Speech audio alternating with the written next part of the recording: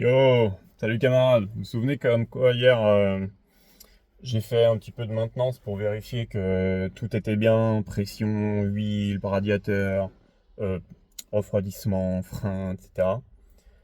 Eh ben je suis en rade. Je suis- On est en rade sur au moins on n'est pas sur la 4 voies, ça sera moins chiant pour le dépannage. Mais il y a eu des frottements qui ont commencé à se faire entendre. Enfin j'ai l'impression que c'est des frottements, j'en sais rien. Et ça avait pas l'air, ça avait l'air ok. Et en fait, enfin, c'était euh, euh, par intermittence. Donc je me suis dit, ouais, c'est peut-être juste un truc ici, enfin, sur la route, j'en sais rien, tu vois, une connerie, tu vois. Enfin, j'ai sous-estimé le problème. Et en fait, bah, en sortant là, juste en sortant, donc ça tombe bien, c'était sur la route. Euh, non, là, ça a été un autre bruit. Et je me demande si c'est pas l'embrayage ou un truc comme ça.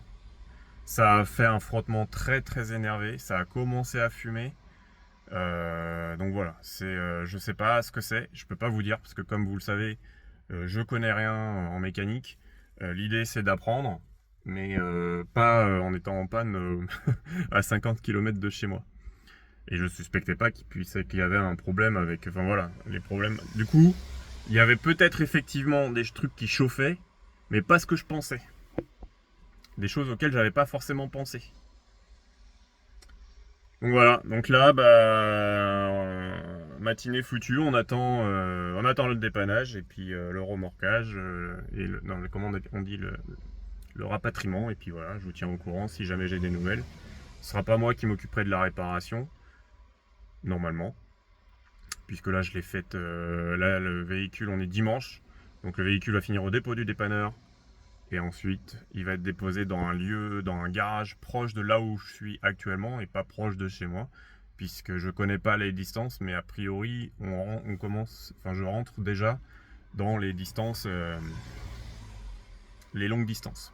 Voilà, je suis à 50 km, un peu plus. Donc, donc ça, c'est le truc chiant, parce que si j'avais demandé à le faire rapatrier chez moi, le problème c'est, bah, c'est fin d'assistance. Donc je me retrouve avec un véhicule qui potentiellement ne tourne plus, sans avoir en plus les moyens, la connaissance et le matériel peut-être de savoir, diagnostiquer, identifier la panne et la réparer. Donc voilà, souhaitez-moi bonne chance.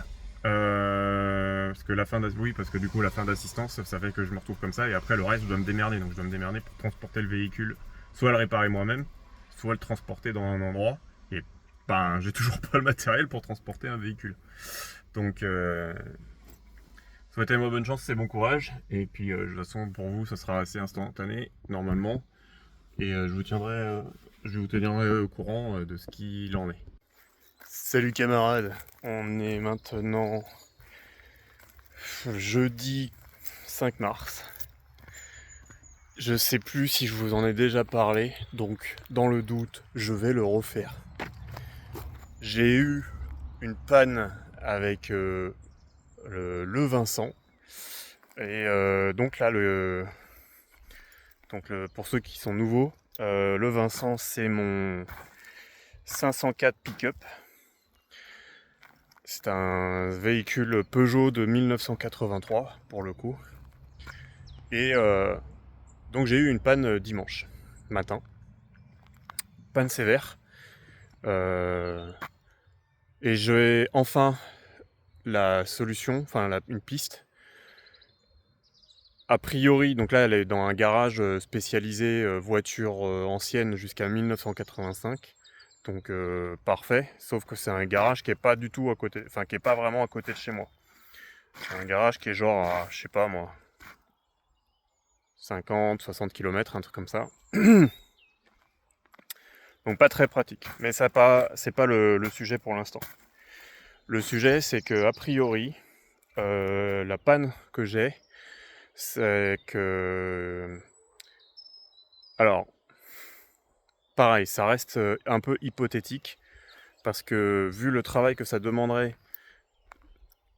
de mener un diagnostic complet, ça serait déjà probablement pas mal d'heures de travail, et peut-être déjà quelques centaines d'euros que je devrais sortir de ma poche. Déjà que je dois sortir quasiment plus de 150 balles juste parce qu'ils l'ont fait rouler ou je sais pas quoi. Parce qu'en fait, il fallait un essai routier pour pouvoir reproduire la panne. Sauf que c'était un essai routier un peu long. Eh bien, on se retrouve avec une problématique de ce type-là, où ils ont peut-être passé 1 heure juste à rouler, en gros. Bref, donc ils ont fait une recherche de panne. Ils ont trouvé que à la sortie de boîte de vitesse, là où il y a la jonction entre la sortie de boîte de vitesse et l'arbre de transmission, parce que c'est un véhicule à propulsion, ils ont trouvé que cette partie-là, normalement, est censée être pleine de graisse, et que là, c'était pas du tout le cas. Il m'a dit, là, c'est... Alors, je suis un peu perplexe, parce que je vais vous expliquer et on va voir ça ensemble, mais il m'a dit, c'est sec, voire c'est rouillé, alors que normalement, ça dégueule... Enfin, d'habitude, les gens... Enfin, ces véhicules-là, normalement, ça dégueule de graisse à cet endroit-là, entre autres, et là, c'est pas le cas. Là, c'est sec, sec, sec. Ce qui veut dire que déjà, ça devait être le cas quand moi, j'ai eu le véhicule. Mais comme moi, j'étais pas au courant que c'était un endroit où il fallait faire de la graisse et tout, puisque moi, c'est le premier véhicule ancien que j'ai, et je savais pas ça, et j'avais pas eu l'information. J'avoue que, voilà. Ce qui veut dire que, j'ai fait une erreur. Je pense qu'on me l'a mis à l'envers, quelque part, ou de manière inconsciente. Encore que, parce que normalement c'est un véhicule qui a suivi plus ou moins... Bah non, il a fait que les contrôles techniques, donc il n'a pas forcément eu de révision ou quoi, mais ça veut dire qu'il y a quelqu'un dans la chaîne qui a niqué le game. Bon, après, on va juger personne, hein. Peut-être que c'est un coup de malchance et que c'est tombé sur moi, et que personne, ou presque, n'était au courant. Je pense que pas personne, mais l'ancien propriétaire, il a eu le véhicule pendant plus de 7 ans, 7 ou 8 ans, et a priori, il n'a pas eu de problème, donc je pense qu'il devait connaître le truc. Bref, moi je vous avoue que j'ai des suspicions sur la situation. Mais en attendant, je pourrais rien y faire, donc enfin pas à ma connaissance, donc tant pis. Toutefois, si j'avais pris le temps de lire et surtout de faire ce qui est la base, mais j'ai pas encore ces réflexes-là, quand tu acquiers un nouveau véhicule, et encore plus spécifiquement un ancien véhicule, il faut, à moins que ce soit potentiellement... Peut-être qu'on le fait pas quand c'est suivi plus ou moins par un garage, que ça sort d'un garage, etc. Mais sinon, il faut systématiquement faire un renouvellement des fluides et autres points de contrôle. Donc là, en l'occurrence, graissage, voilà. Donc ça veut dire les vidanges de carter de pont, les vidanges moteurs, les liquides de refroidissement, j'aurais dû le faire moi-même. Peut-être la purge des freins, mais ça je sais pas faire. Après, c'est pas grave, faut bien que j'apprenne un jour. Les points de graissage, notamment donc au niveau de la tête de transmission. Donc voilà. Donc a priori, le problème vient de là. Le mec a mis de la graisse dans le système, a fait un tour. Il m'a dit, là, j'ai fait mon essai routier. Et en fait, la graisse, elle est liquéfiée. Donc en fait, le problème, il vient très certainement que là-dedans, il y a un truc qui va pas. Ça chauffe. Et, voilà. Donc le véhicule, techniquement, il est roulant. Au bout d'un moment, par contre, quand ça commence à chauffer un peu trop, il y a de la merde qui se passe. Je peux pas vous détailler parce que je me représente pas à quoi ça ressemble les pièces. J'ai pas encore vu de pièces de vue éclatée du système, donc je me représente pas. Et donc s'il y a des gens qui savent, n'hésitez pas potentiellement même à fournir des conseils, parce que là je vais vous la faire court, mais globalement, je suis un petit peu presque dans une impasse. Je ne sais pas ce que je vais faire. Parce que la panne n'est pas complètement déterminée. Elle est pour l'instant supposée, suite à des observations. Mais vu la conception du système, ça demande de tomber le pont arrière pour pouvoir pour pouvoir accéder, donc enlever l'arbre de transmission, a priori. En tout cas, c'est ce que le garagiste m'a expliqué, pour pouvoir enlever l'arbre de transmission et donc accéder à la sortie de la boîte de vitesse. Il y a une histoire que c'est rigide, je sais pas quoi, machin. Je sais pas vous dire en quoi ça influe sur le démontage, etc. Je sais que ça apporte des qualités mécaniques dans le côté utilitaire du véhicule, que ça a été conçu exprès pour ça.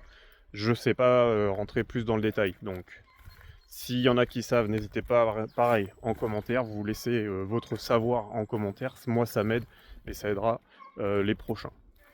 Quoi qu'il en soit, ça représente déjà quelques heures de travail de déposer tout ça, seulement pour déterminer le truc. Donc dans le meilleur des cas, c'est ça, et dans ces cas-là, ben rien qu'en pièces, il m'a dit à vue de nez, étant donné si la panne est celle qu'on pense et qu'il n'y a pas de mauvaise surprise, on part sur à peu près en tout 586 €, je crois, de pièces. Alors je sais pas si ça inclut une marge ou pas. Voilà. Comme c'est un garagiste un peu spécifique, je sais pas s'il marche pareil que les garagistes franchisés et autres, mais voilà, la situation est telle qu'aujourd'hui, il y en aurait pour presque 600 € de pièces. Et combien il m'a dit? Je crois genre 1600 € de main d'œuvre pour faire la réparation. Parce que il estime qu'il y aurait 20 heures de travail de main d'œuvre. Donc voilà. Je vous avoue, je sais pas quoi faire de cette décision pour l'instant. Et je vous tiendrai au courant, mais parce que c'est quand même un très gros billet chargé d'incertitudes. Et pas vous mentir que bon, il y a potentiellement d'autres choses à voir. Surtout que moi, à la base, je voulais revisiter plein de choses. Parce qu'il y a plein d'endroits qui fuient. D'ailleurs, le pont arrière, oui, fuit. Alors, c'est pas violent, mais il fuit quand même. Au niveau du moteur, il y a une fuite qui est pas non plus violente, mais qui est quand même, je trouve. Alors, je sais pas si c'est le moteur ou si c'est autre chose, mais il y a une fuite d'huile clairement. Donc, il y avait des choses déjà que je voulais faire, et bon, je vous cache pas que là, cette affaire me casse un peu les noix. Voilà, donc c'était une petite update. Si jamais j'oublie des choses, et ben, je vous compléterai ça. Moi, en attendant, il faut que je prenne une décision. Les solutions étant que soit bah, je dis ok, on y va, et voilà.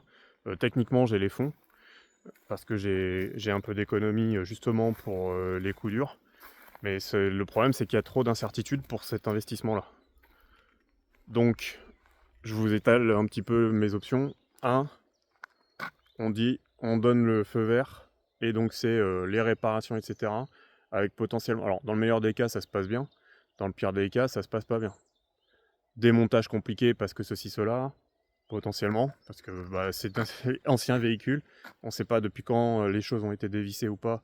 Donc potentiellement elles vont gripper, elles vont gripper ou elles vont être grippées, ou alors elles vont casser, enfin peut se passer plein de choses. Donc potentiellement la note elle va fluctuer. Pareil au niveau des pièces, tant que c'est pas ouvert, on ne sait pas exactement à quoi s'attendre. On ne sait pas s'il n'y a pas d'autres choses d'ailleurs qui potentiellement ont été impactées par cette panne, ou quoi, ou enfin bref, il y a plein de choses comme ça, surtout que je vous rappelle, si je ne l'ai pas déjà fait, ce véhicule, depuis que je l'ai lâché à la dépanneuse, ils l'ont fait rouler frein à main serré à la mort. Et donc le gars que j'ai eu, qui était un autre gars, m'a dit effectivement, erreur de mon garagiste ou de mon collègue, qui n'avait pas compris que c'était un frein à main escamotable, je sais pas quoi. Bah, c'est pas faute de lui avoir expliqué au frérot. Hein. Surtout qu'il avait l'air de me dire que, bah, évidemment, je sais comment ça marche. Bah, finalement, j'avais raison de préciser, parce que le collègue que j'ai eu donc aujourd'hui, je crois, ou hier, m'a confirmé qu'effectivement, il s'était planté, qu'il savait pas. Donc, Moi, ça commence à... Là, ça fait 2-3 ans, là, j'ai des chantiers, des trucs comme ça où j'ai affaire à des professionnels et où en fait je fais beaucoup trop confiance et que mon instinct et ma compréhension des choses est souvent précise par rapport à ce qu'on me donne. Et bon bref, donc plus ça continue de me conforter et de me rappeler, surtout c'est une piqûre de rappel qu'il faut que je me fasse plus confiance. Bah d'ailleurs j'ai bien fait, là en l'occurrence j'ai quand même partagé l'information et j'ai bien fait parce qu'effectivement, même si le gars m'avait dit que oui il savait comment ça marche, non il savait pas comment ça marche. Bref, donc, je reviens à l'étalage de mes différentes options. Soit on dit ok let's go, et puis bah on espère que ça se passe bien, ou de toute façon si ça se passe pas bien on couvre les frais et puis advienne qu'adviendra. 2, je rapatrie le véhicule ici, je fais les réparations moi-même, sachant que je ne pense pas que, enfin si la panne est celle qu'ils disent, que ce soit une réparation qui soit hors de mes compétences, parce que techniquement ça n'a pas l'air compliqué, ça a juste l'air chiant. Ça a juste l'air d'être du boulot, mais ça n'a pas l'air compliqué. J'ai déjà démonté un arbre de transmission sur un camion, c'était un Mercedes 500, je sais plus, hein. Bref, un vieux Merco, pareil, un vieux camion caisse.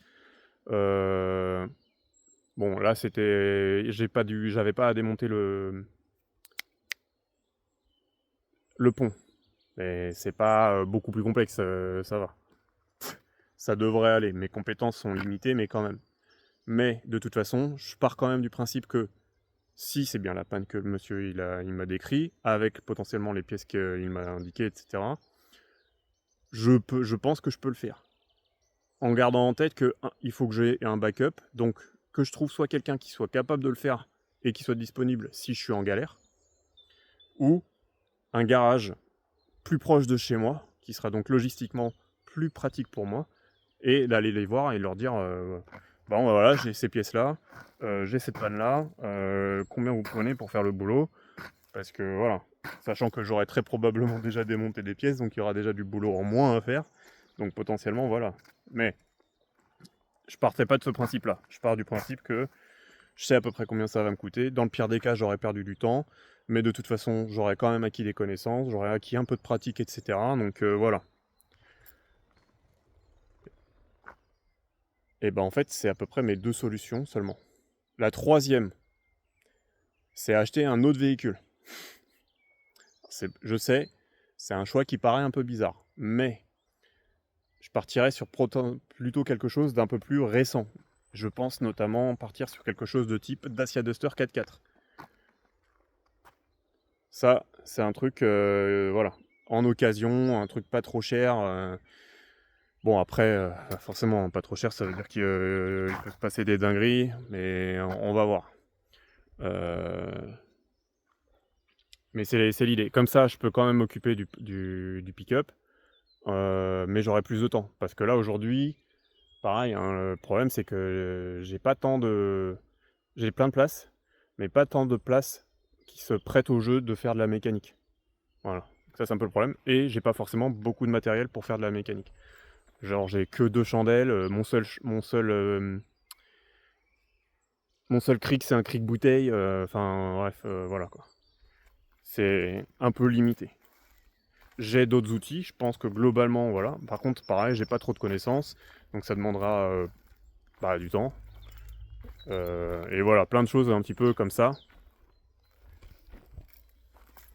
Et voilà, en fait, je pense que c'est un peu tout, quoi. Les deux, la deuxième solution et la troisième se rejoignent donc beaucoup. Mais voilà. C'est à peu près tout pour le moment. Et je vous tiendrai au courant quand j'en saurai un peu plus. Ouais, putain, quelle galère. Ils se sont menacés.